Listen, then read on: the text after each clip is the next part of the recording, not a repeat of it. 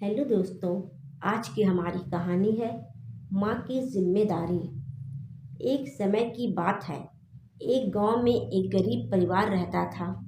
उस परिवार में एक छोटे से बच्चे की माँ रहती थी। उसकी आदत थी कि वह हमेशा अपने बच्चों को पढ़ाई के लिए प्रोत्साहित करती थी।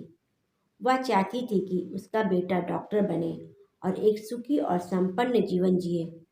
उसके लिए वह हर संभव प्रयास करती थी। वह उसे किताबों से लेकर स्कूल जाने तक की सारी सुविधाएं देने की कोशिश करती थी।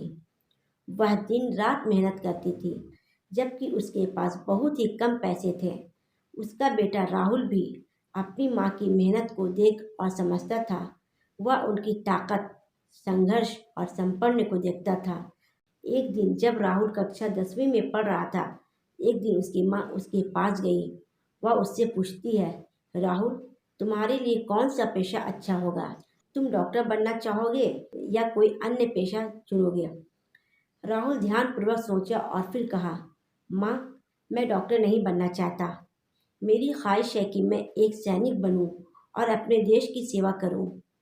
माँ थोड़ी चिंतित हो गई और पूछा, लेकिन राहुल, तुम जानते हो कि सैनिक जीवन बहुत कठिन हो सकता है। क्या तुम उस जवानी और संघर्ष को झेल पाओगे? राहुल ने बहादुरी से कहा, माँ, मैं जानता हूँ कि सैनिक जीवन मुश्किल होगा, लेकिन मुझे अपने देश की सेवा करना है। आपने मुझे सच्ची बहादुरी, संपन्न और ईमानदारी सिखाई है। मैं अपनी माँ के आदर्शों और संघर्ष की राह चुनना चाहता हूँ।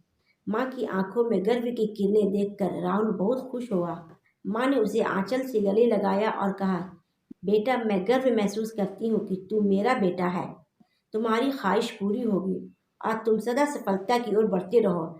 मैं हमेशा तुम्हारे साथ हूँ और तुम्हारी सफलता के लिए कामना करती हूँ। इस तरह राहुल अपनी माँ की प्रेरणा से सैनिक बना और देश की सेवा करते हुए गर्व महसूस करता था। उसने देश के लिए अनेक बड़े संघर्षों का सामना किया और अपनी माँ की सीख को याद रखते हुए सदैव मातृभूमि की रक्षा की। दोस्तों, यह कहानी हमें यह सिखाती है कि माँ की जिम्मेदारी बेटा या बेटी के प्रति समान होती है। वह अपने बच्चों को स्वतंत्र रूप से अपने सपनों को पूरा करने की प्रेरणा देती है, चाहे वह डॉक्टर हो, सैनिक हो, शिक्षक हो या किसी अन्य व्यवसाय में हो। माँ हमेशा अपने बच्चों के साथ होती है और उनकी सफलता की कामना करती है।